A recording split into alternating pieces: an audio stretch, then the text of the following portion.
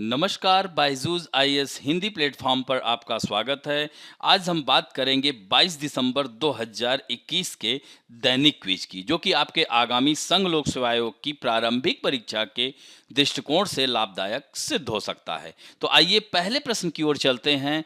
भारतीय flap shell कछुए, जिसका जंतु वैज्ञानिक नाम होता है लिसेमिस पंक्टाटा, के संदर्भ में निम्नलिखित कथनों पर विचार कीजिए।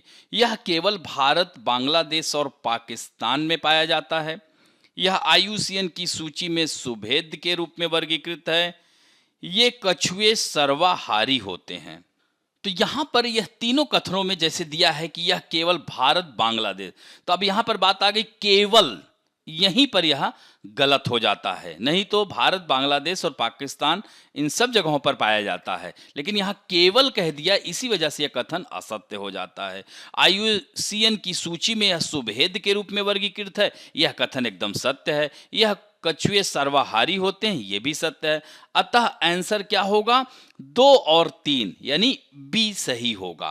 तो इस तरह से द हिंदू में आई हुई है यह खबर। यहां पर आप देख सकते हैं, albino Indian flap shell turtle spotted in, यहां पर देख रहे हैं ना, निजामाबाद जिले के सिरनापल्ली जंगल में देखा गया है। तो यह होता क्या है? तो यह भारतीय फ्लैप शेल कछुआ, इंडियन फ्लैप शेल कछुआ मीठे पानी की कछुए की प्रजाति है और यह कई राज्यों में पाई जाती है।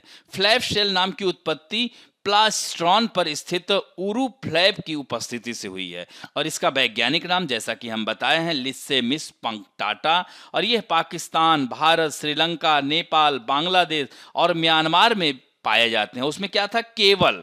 और यह नदियां, नालों, दलदल, तालाबों, झीलों, सिंचाई नहरों, तालाबों के उथले शांत जल में यह रहते हैं। और संरक्षण स्थिति क्या है? ये सुभेद्य है और साइट्स के परिशिष्ट सेकंड में है और वन्य जीव संरक्षण अधिनियम 1972 के तहत यह अनुसूची फर्स्ट में इसको रखा गया है।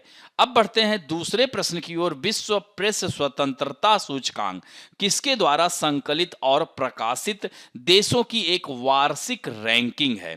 तो यह याद रखिएगा कि रिपोर्टर्स विदाउट बॉर्डर्स, यानी आंसर क्या होगा? डी होगा।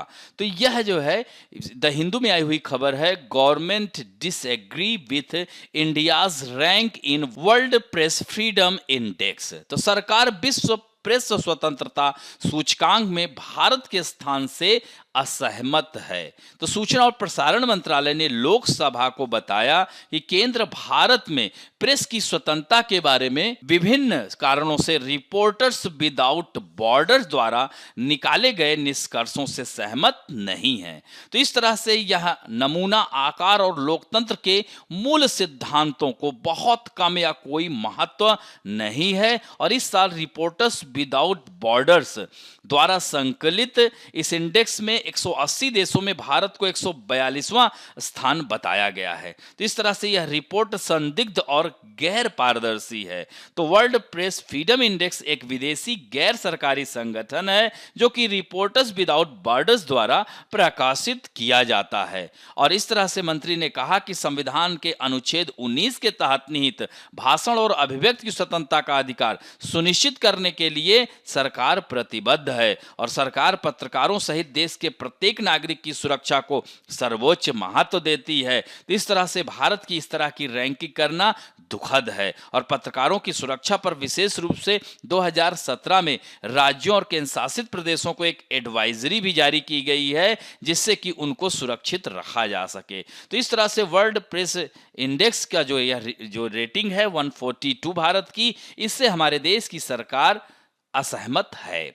अब बढ़ते हैं तीसरे प्रश्न की ओर। अनुकंपा रोजगार के संदर्भ में निम्नलिखित कथनों में से कौन सा से सही है? तो अनुकंपा नियुक्ति अधिकार का विषय नहीं है और दूसरा कथन है अनुकंपा नियुक्ति के लिए गुमशुदा सरकारी कर्मचारी के आश्रित परिवार पर विचार किया जा सकता है। तो यहां पर दिया है कि कौन सा सही है। तो यह अनुकंपा नियुक्ति अधिकार का विषय नहीं है, ये एकदम सत्य है क्योंकि सुप्रीम कोर्ट ने भी कहा है। और अनुकंपा नियुक्ति के लिए गुमशुदा सरकारी कर्मचारी के आश्रित परिवार पर विचार किया जा सकता था। अतः यह दोनों कथन सही है और यह द हिंदू में आई हुई है कि अनुकंपा नौकरी निहित अधिकार नहीं है, ऐसा सुप्रीम कोर्ट का कहना है। यानी सभी सरकारी रिक्तियों के लिए अनुकंपा के आधार पर नियुक्ति एक रियायत है, अधिकार नहीं है। शीर्ष अदालत ने कहा कि संविधान के अनुच्छेद 14 क्या कहता है? समानता का अधिकार। 16 है अवसर की समानता के तहत अनिवार्य सभी सरकारी रिक्तियों के लिए अनुकंपा के आधार पर नियुक्ति में सभी उम्मीदवारों को समान अवसर प्रदान किया जाना चाहिए। लेकिन यह एक मापदंडों का अपवाद है। तो अनुकंपा के आधार पर रोजगार देने का पूरा मकसद परिवार को अचानक आए संकट से उबरने में सक्षम बनाना है। तो इस तरह से सुप्रीम कोर्ट ने अपने आदेश में कहा कि अनुकंपा रोजगार निहित अधिकार नहीं है। यह बात ध्यान देने योग्य है। अब बढ़ते हैं चौथे प्रश्न की ओर। निम्नलिखित में से कौन से प्रवर्तन निदेशालय, जिसे ईडी कहते हैं, इसके कार्य हैं? तो यहां पर देखिए 4 दिया है। विदेशी मुद्रा प्रबंधन अधिनियम कानूनों और प्रावधानों के उल्लंघन की जांच करना।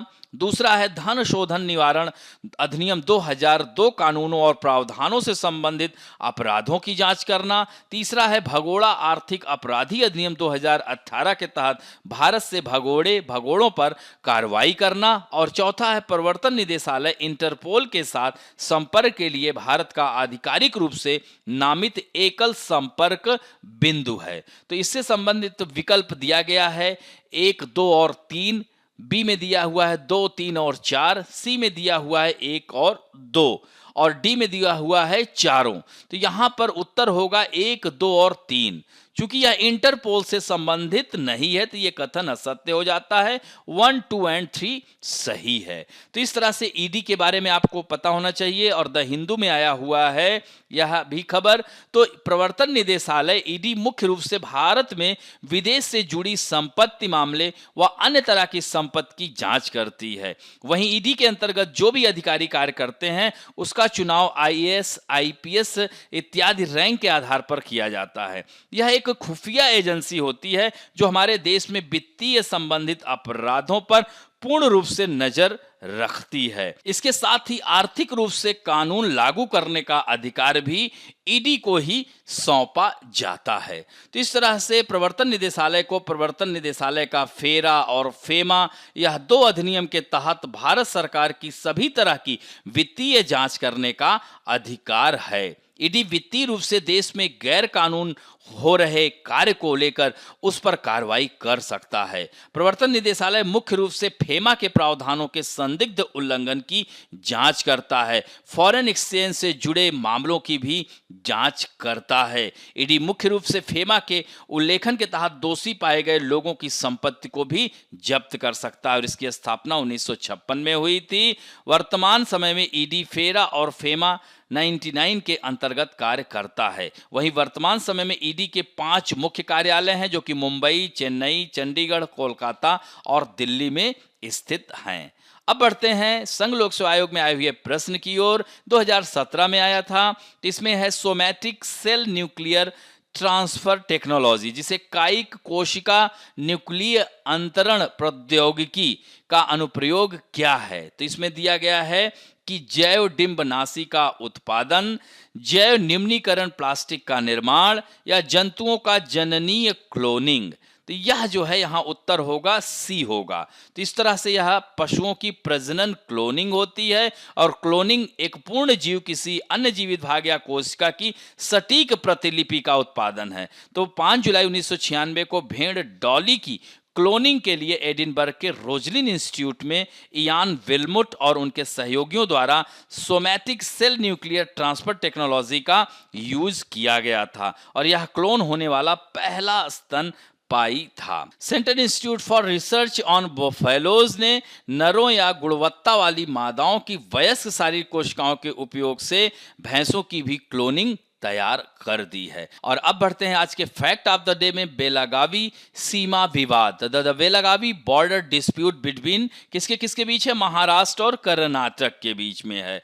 तो यह जो है कर्नाटक और महाराष्ट्र के बीच सीमा विवाद को लेकर तनाव बढ़ गया है। बेलगावी में बड़ी सभाओं पर अब बैन कर दिया गया है, धारा 144 लगा दी गई है और इस क्षेत्र में बड़ी संख्या में मराठी भाषी लोग रहते हैं। तो बेलगावी का महाराष्ट्र में विलय करने की मांग लगातार की जाती रही है। तो यह बेलगाम या इसको बेलगावी कहा जाता है। तो इसका विवाद का इतिहास क्या है? तो महाराष्ट्र की कई सरकारें कर्नाटक के बेलगाम, जिसे बेलगावी भी कहते हैं, पर अपना दावा करती रही हैं। इसको लेकर सुप्रीम कोर्ट में एक मामला लंबित भी है। लेकिन तथ्यों पर जाएं तो बेलगाम मूल रूप से पूर्ववर्ती बॉम्बे प्रेसिडेंसी का हिस्सा था, जो एक बहुभाषी प्रांत था। तो कर्नाटक के विजयपुरा, बेलागावी, धारवाड़, उत्तरी कन्नड़ जिले बॉम्बे प्रेसिडेंसी के हिस्से थे।